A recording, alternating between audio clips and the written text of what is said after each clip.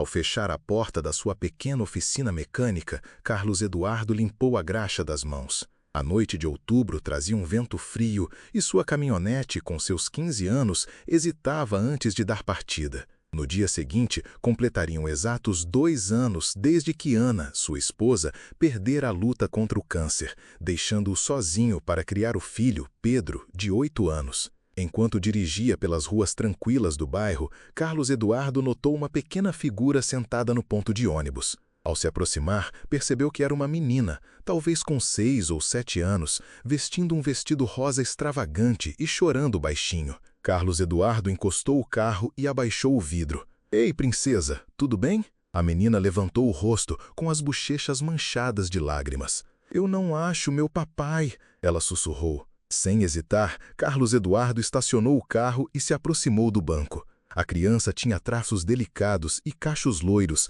e seu vestido carro sugeria uma família rica. Mas ali estava ela, sozinha e assustada. "Qual seu nome, querida?" Carlos Eduardo perguntou gentilmente, agachando-se para ficar na altura dela. "Maria", ela disse. "Maria Oliveira. Eu estava com o papai no prédio grande, mas eu fui ver as flores, e quando eu voltei, ele tinha sumido." Carlos Eduardo reconheceu o sobrenome Oliveira, uma das famílias mais ricas da cidade, donos da construtora Oliveira. Mas naquele momento, aquela era apenas uma menininha assustada que precisava de ajuda. "Eu sou o Carlos Eduardo e eu vou te ajudar a encontrar seu papai, tá bom?" Ele pegou o celular. "Você sabe o número dele?" Antes que Maria pudesse responder, um sedã preto parou bruscamente. Um homem alto, vestindo um terno caro, saltou do carro, com pânico e alívio estampados no rosto. "Maria! Graças a Deus! Maria!" Maria correu para os braços do homem. "Senhor, não tenho como agradecer", o homem disse, estendendo a mão. "Eu sou Ricardo Oliveira. Eu estava em uma reunião quando a Maria se perdeu. Estou procurando há mais de 1 hora."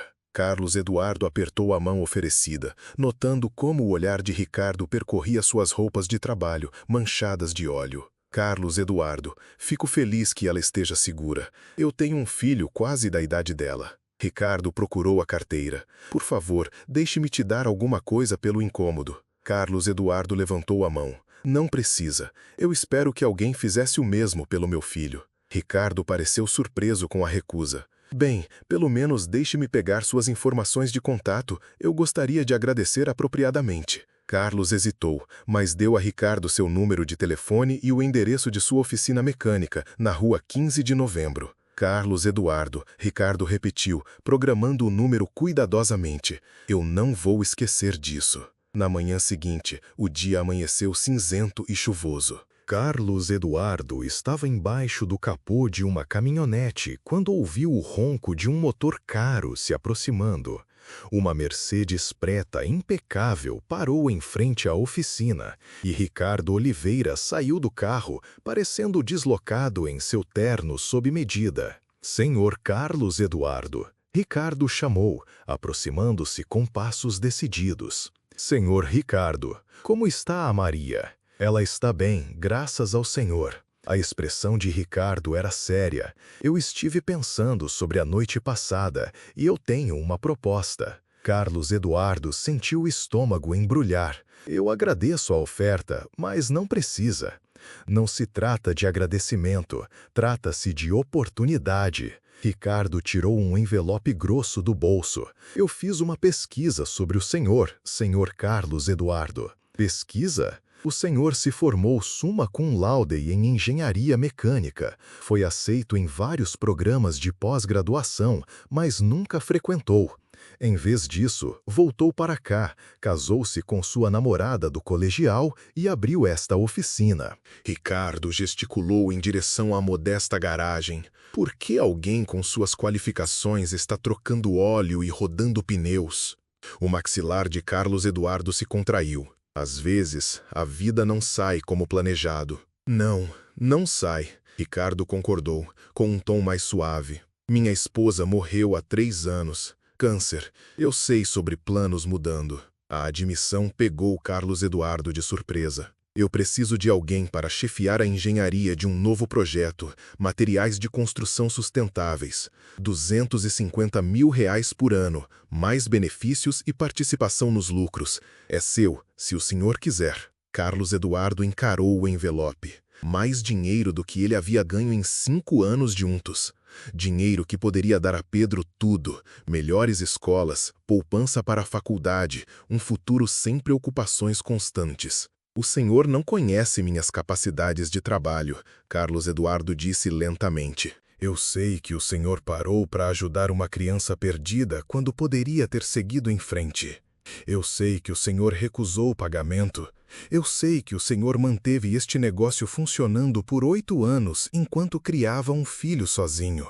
Os olhos de Ricardo eram firmes. Habilidades técnicas podem ser ensinadas, caráter, não. Carlos Eduardo olhou ao redor de sua pequena oficina, para a luz fraca que ele não podia se dar a luxo de substituir, para a foto de Ana e Pedro em sua bancada. Então, ele pensou nos tênis gastos de Pedro e em como seu filho nunca pedia as coisas que outras crianças tinham. Você confiaria na oferta desse estranho ou a desconfiança o impediria? Comente abaixo. Isso é generoso, Carlos Eduardo disse cuidadosamente, mas eu preciso de tempo para pensar. Ricardo assentiu aprovador. Inteligente. Nunca aceite nenhum acordo sem entender os termos. Ele entregou a Carlos Eduardo o envelope e um cartão de visitas. Tudo está detalhado lá dentro. E use o tempo que precisar, mas eu gostaria de uma resposta até sexta-feira.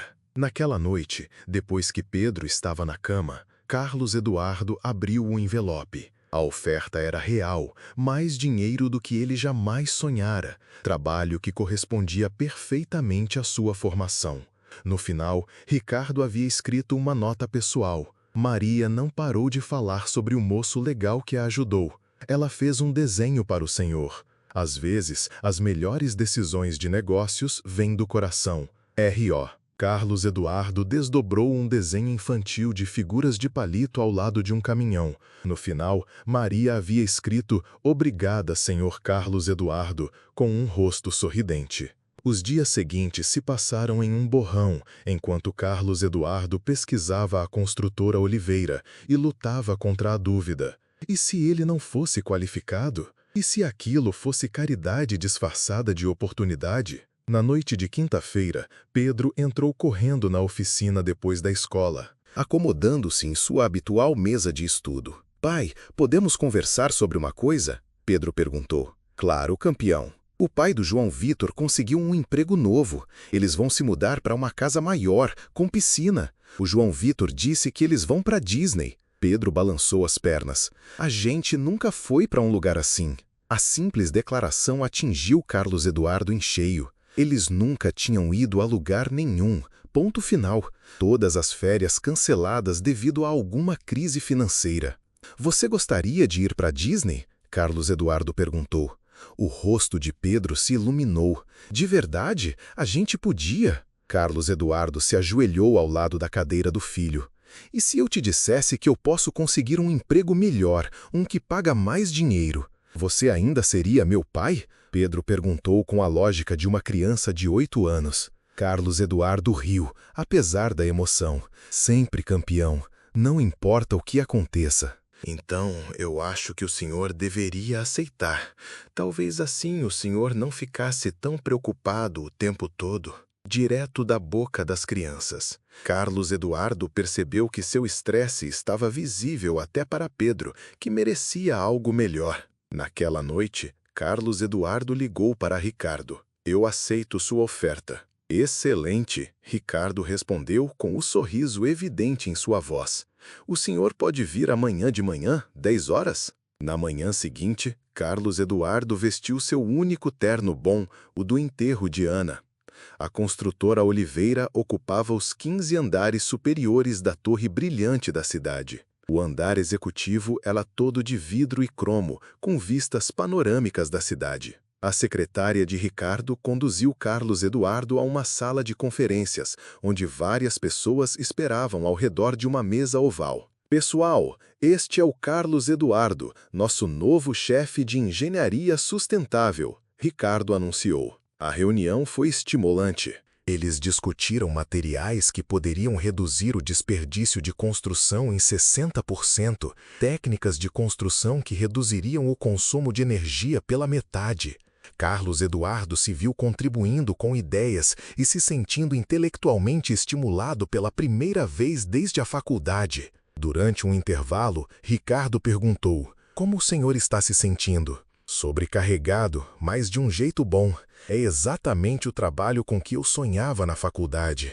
"Então, por que o senhor não seguiu essa carreira?" Carlos Eduardo olhou para a cidade abaixo. Ana engravidou no último ano da faculdade. A pós-graduação pareceu menos importante do que prover para minha família. Então, eu voltei para casa e tentei construir algo estável. Sem arrependimentos? Sobre Ana e Pedro? Nunca. Sobre o caminho não percorrido?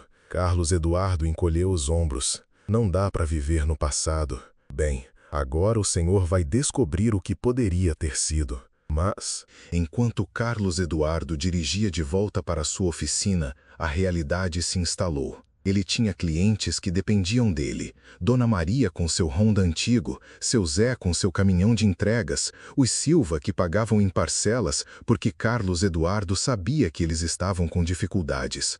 A manhã seguinte trouxe seu primeiro teste. Dona Maria chegou com seu Honda fazendo ruídos familiares. Carlos Eduardo diagnosticou uma falha na bomba d'água que custaria mais do que o carro valia. Mas Dona Maria tinha 76 anos, vivia da aposentadoria e precisava de transporte para as consultas médicas. "É grave?" ela perguntou. Carlos Eduardo olhou para aquela mulher que havia sido uma de suas primeiras clientes, que sempre pagava em dia e trazia biscoitos de Natal. "Grave, mas não impossível. Me dê o fim de semana para pensar sobre isso." Naquela tarde, Carlos Eduardo ligou para Ricardo. "Eu preciso pedir um favor. Posso adiar minha data de início em 2 semanas? Eu tenho clientes com situações urgentes que eu preciso resolver adequadamente." Ricardo ficou em silêncio. "Carlos Eduardo, o senhor está prestes a ganhar mais em 1 mês do que ganha em 6 meses. Por que não encaminhá-los para outro mecânico?" "Porque eles não são apenas clientes. Eles confiam em mim. Dona Maria precisa de um reparo grande que ela não pode pagar.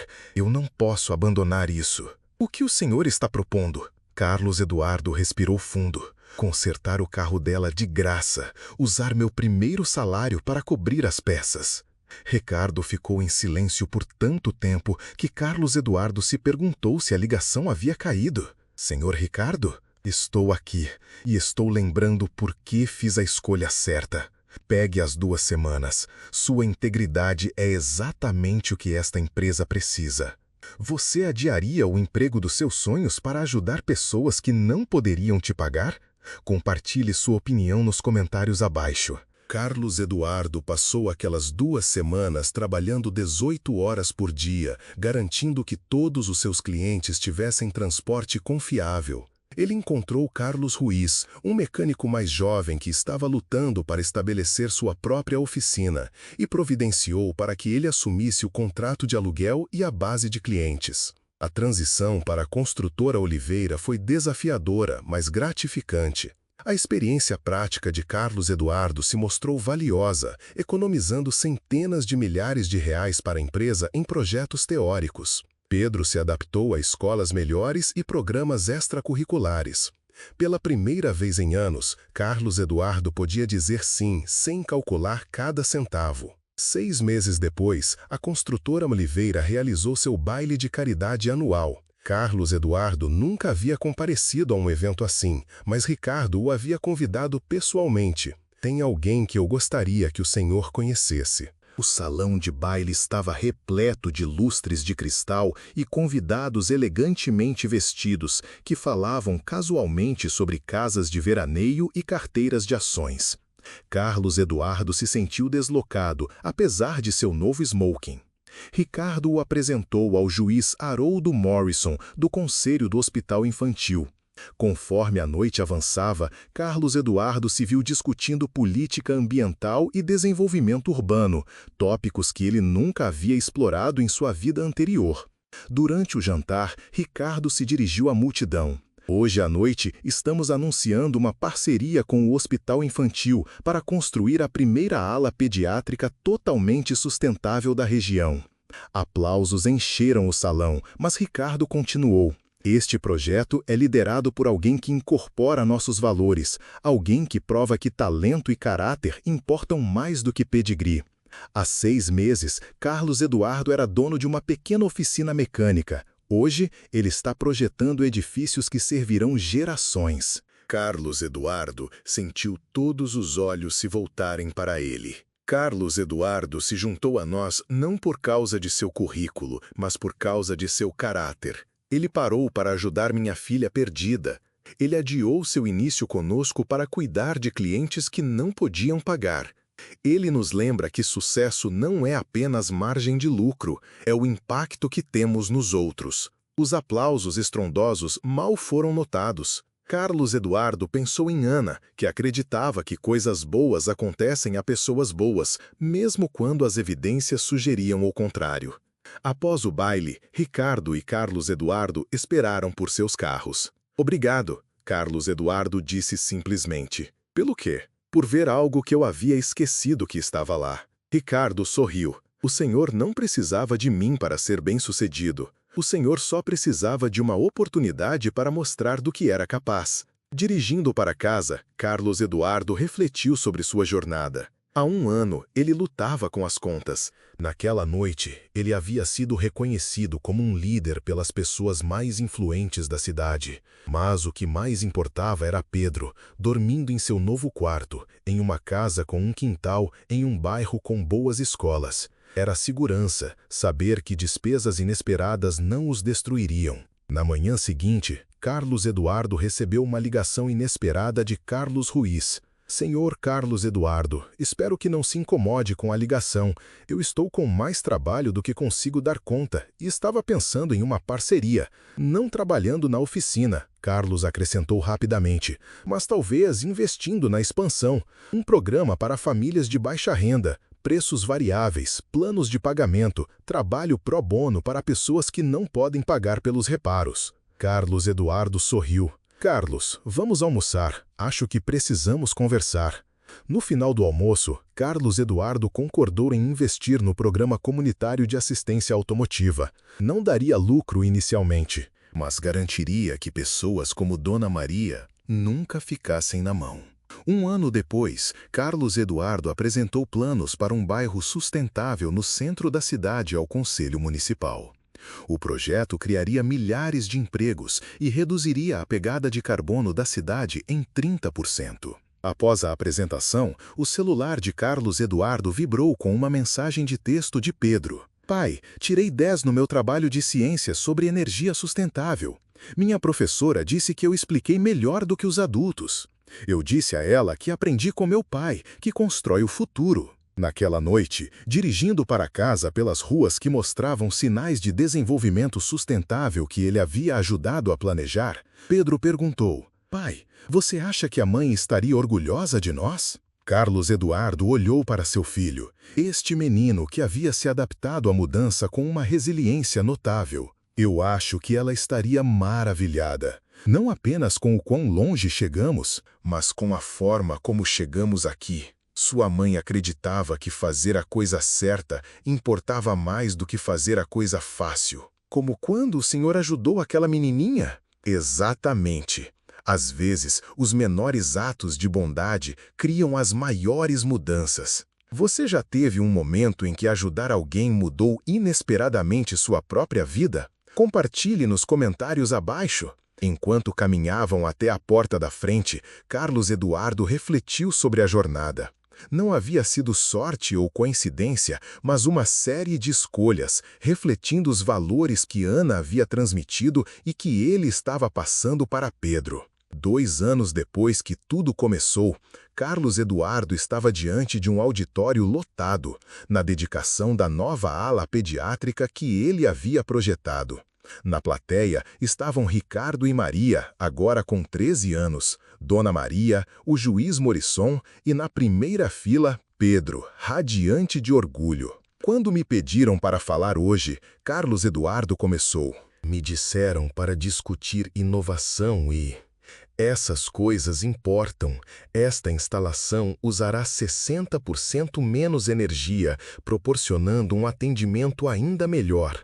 Mas, convenhamos, prédios não curam crianças. Quem cura são as pessoas. Ele compartilhou a história daquela noite de outubro, de como um simples ato de bondade transformou tudo. Falou dos mecânicos que lhe ensinaram a paciência, da fé de Sara na bondade. Esta ala existe por causa de milhares de pequenas decisões tomadas por centenas de pessoas. Mas ela também existe porque escolhemos acreditar que as crianças merecem nossos melhores esforços, independentemente da condição de suas famílias de arcar com os custos. Para concluir, Marcos citou as palavras de Sara. Estamos todos apenas caminhando juntos para casa. A questão não é se vamos chegar lá, mas quantas pessoas ajudaremos ao longo do caminho. Após a cerimônia, Emma, com uma eloquência surpreendente para sua idade, encontrou Marcos em um canto tranquilo. Senhor Marcos, estive pensando naquela noite em que o Senhor me encontrou. E o que você estava pensando? Acho que talvez eu não estivesse realmente perdida. Talvez eu estivesse exatamente onde deveria estar para que o Senhor e meu pai pudessem se conhecer. Marcos se ajoelhou para ficar à altura dela, como fizera anos atrás. E o que você acha que isso significa? Acho que às vezes coisas ruins acontecem para que coisas boas possam acontecer depois. E pessoas como o Senhor existem para ajudar pessoas como eu a encontrar o caminho de volta para casa. Mais tarde, dirigindo pela cidade, Tommy perguntou pensativamente: Pai, como a gente sabe quando está vivendo um daqueles momentos importantes? Marcos sorriu, pensando em Sara, em Emma chorando naquele banco, em todas as pequenas escolhas que os levaram àquela vida que construíram juntos. Você já sabe, filhão, você tem o coração da sua mãe. Os momentos que importam nem sempre são dramáticos. Às vezes são tão simples quanto parar para ajudar uma criança perdida ou ensinar alguém a trocar um pneu. O segredo é estar pronto para reconhecê-los quando eles surgirem. Porque às vezes, Marcos aprendeu, as transformações mais extraordinárias começam com os atos mais comuns de bondade humana. E às vezes, quando você para ajudar alguém a encontrar o caminho de casa, descobre que tem encontrado seu próprio caminho o tempo todo. Família não é apenas sangue, é quem escolhe ficar. Sucesso não é apenas riqueza, é sobre as vidas que você toca. E as decisões de negócios mais importantes, muitas vezes, não têm nada a ver com negócios. Inscreva-se para mais histórias inspiradoras como esta e clique no vídeo na tela para assistir ao próximo, com uma reviravolta tão impactante que você jamais esquecerá. No calor do Rio de Janeiro, em pleno carnaval, Dona Maria, uma costureira de mão cheia, sempre dizia: a vida é um samba, um passo para frente e dois para trás, mas o importante é não perder o ritmo. E foi com esse ritmo que ela criou a Escola de Samba Mirim Os Pequenos Foliões, um projeto que transformou a vida de muitas crianças da comunidade. Ela sempre falava que o importante era plantar a sementinha do bem no coração de cada um, para que no futuro colhessem bons frutos. E foi pensando nisso que seu João, um mecânico aposentado, decidiu usar sua oficina para dar aulas gratuitas para jovens carentes. Ele contava que aprendeu a ter paciência consertando carros e que queria passar esse ensinamento adiante. A vida é como um motor, às vezes engasga, mas com a ferramenta certa e a calma necessária, a gente faz ele roncar de novo, dizia ele com um sorriso no rosto. E assim, como num passe de mágica, a vida dessas pessoas se entrelaçaram, formando uma corrente do bem que se espalhou pela cidade. A creche Raio de Sol, um projeto que nasceu da união de esforços de Dona Maria e seu João, se tornou um refúgio para crianças em situação de vulnerabilidade. 60% da energia utilizada na creche vinha de painéis solares, uma iniciativa sustentável que visava garantir um futuro melhor para as crianças. E foi num dia desses que a pequena Ana, uma menina de olhar esperto e sorriso cativante, encontrou Marcos, um empresário que passava por um momento difícil em sua vida. Ana estava perdida, mas Marcos a acolheu com carinho e a levou de volta para a creche. Ali, ele conheceu Dona Maria e seu João e se encantou com o trabalho que eles realizavam. Marcos, tocado pela história de Ana e pelo exemplo de Dona Maria e seu João, decidiu investir na creche. Ele acreditava que as crianças mereciam o melhor, independentemente de sua condição social. Não importa de onde viemos, o que importa é para onde vamos, dizia ele com convicção. E foi assim que a creche Raio de Sol se tornou um exemplo de superação e solidariedade. As crianças recebiam alimentação, educação e, acima de tudo, muito amor e carinho. Elas aprendiam a importância da união, da amizade e do respeito ao próximo. Anos depois, durante a cerimônia de inauguração de uma nova ala da creche, Emma, uma das crianças que havia sido acolhida por Dona Maria e seu João, emocionou a todos com suas palavras. Acho que às vezes coisas ruins acontecem para que coisas boas possam acontecer depois. E pessoas como vocês existem para ajudar pessoas como eu a encontrar o caminho de volta para casa. Tommy, filho de Marcos, ao ver a cena, perguntou ao pai: Pai, como a gente sabe quando está vivendo um daqueles momentos importantes? Marcos sorriu e respondeu: Você já sabe, meu filho, você tem o coração da sua mãe. Os momentos que importam nem sempre são dramáticos. Às vezes são tão simples quanto estender a mão para quem precisa ou ensinar alguém a pescar. O segredo é estar atento aos sinais da vida. Porque, às vezes, os atos mais simples de bondade podem gerar as transformações mais extraordinárias. E ao ajudar o próximo a encontrar o caminho de casa, descobrimos que estamos trilhando nosso próprio caminho.